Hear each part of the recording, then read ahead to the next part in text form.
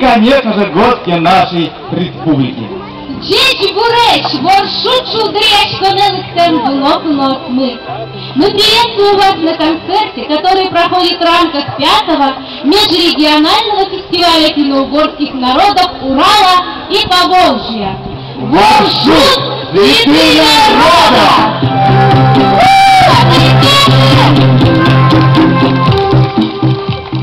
Мне кажется, что все согласятся, если я сейчас скажу, что Удмуртская земля — это одна из красивейших мест вообще в нашей великой стране. Много веков она удивляет самобытностью своей, народностью и, конечно же, традициями, которые были установлены когда-то нашими предками, и они живут по сей день.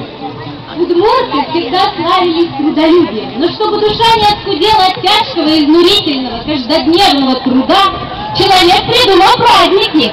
Самые яркие и насыщенные устраивались летом, когда день набирал силу, а солнце светило еще ярче.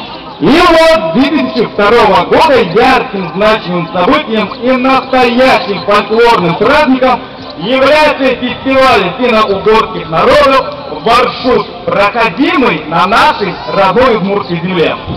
Праздник, который объединяет всех, кто возрождает и сохраняет традиции финно-угорской культуры.